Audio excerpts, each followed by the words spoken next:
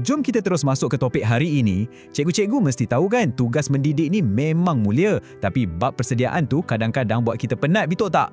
Jadi, dalam penerangan kali ini, kita nak rungkai satu cara yang super mudah, iaitu cara buat slide deck automatik dalam notebook LM. Kalau cikgu memang guna platform D5, garanti ini akan jadi kawan baik baru cikgu.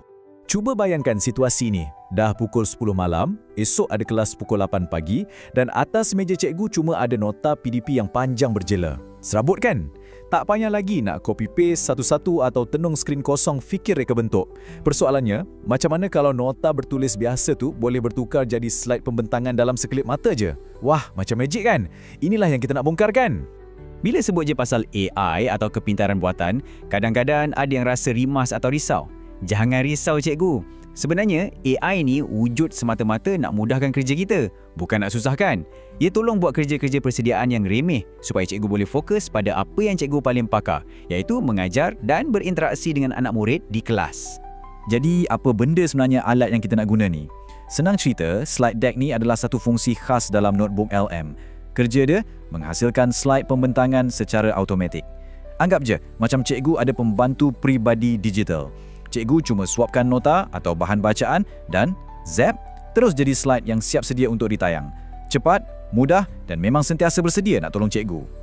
Bila kita guna fungsi ni, AI akan buat semua kerja berat tu. Cikgu nak tahu apa yang dihasilkan? Dia akan automatik fikirkan tajuk yang sesuai, keluarkan isi-isi penting dari nota cikgu, susun jalan cerita pembentangan supaya logik dan siap bagi ringkasan topik lagi. Maksudnya, cikgu dah tak payah mula dari kosong. Struktur asas dan isi penting semua dah siap terhidang. Dan yang paling best, notebook LM ni bukan sekadar salinan tampal teks cikgu tau. Dia akan susun isi penting secara strategik, tukar perenggan panjang jadi poin utama yang ringkas. Kita tahu kan, nota cikgu kadang-kadang padat sangat. Alat ni akan kemaskan semua tu. Hasilnya, nota cikgu jadi sangat kemas dan jauh lebih mudah nak dibentangkan depan murid-murid nanti.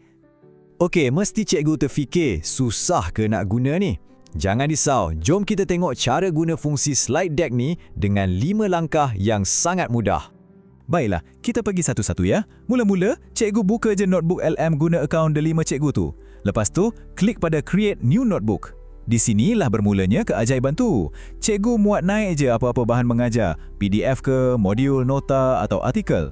Seterusnya, klik pada fungsi slide deck. Dan akhir sekali, duduk dan relax je. Biar notebook LM buat kerja dan hasilkan slide untuk cikgu. 5 langkah pantas je, langsung tak perlukan kemahiran teknikal yang tinggi pun.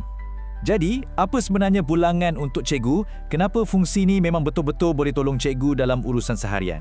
Yang paling berharga semestinya masa. Ia sangat menjimatkan masa cikgu. Masa yang terluang tu kan tak boleh dibeli. Dengan adanya penjanaan automatik ni, slide pembentangan cikgu tersusun pantas dan memang sangat mudah nak diguna masa sesi PDP nanti. Buka, tayang dan siap. Secara tak langsung, cikgu dapat siapkan bahan jauh lebih cepat dari biasa. Masa lebih tu, bolehlah cikgu guna untuk rehat sekejap atau rancang aktiviti kelas yang lebih interaktif.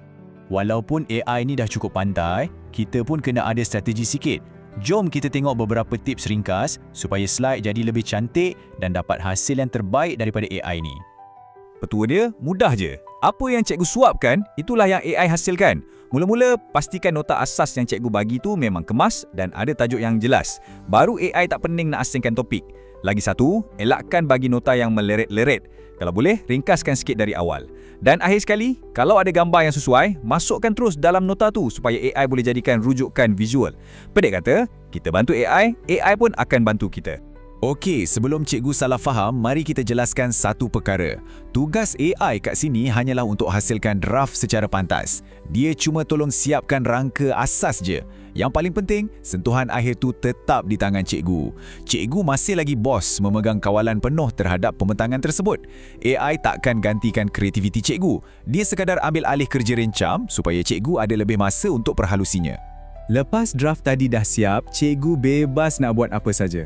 Cikgu nak edit balik teks sebab rasa kurang sesuai? Boleh. Nak tambah gambar-gambar lawas supaya murid lebih fokus? Silakan. Nak tukar warna, ubah reka bentuk, ikut subjek atau tambah animasi yang menarik? Semuanya di hujung jari cikgu. Macam saya cakap tadi, cikgu adalah pengarahnya, AI cuma kru production yang tolong siapkan set penggambaran je. Secara kesimpulannya, jelas yang fungsi slide deck ni memang membantu cikgu-cikgu menghasilkan pembentangan dengan luar biasa mudah dan cepat. Kita nak pendidikan disokong oleh alat yang menyenangkan, bukan memeningkan kepala dengan proses teknikal. Dengan penggunaan D5 dan notebook LM ni, sedia bahan mengajar dah tak jadi beban, malah jadi lebih lancar.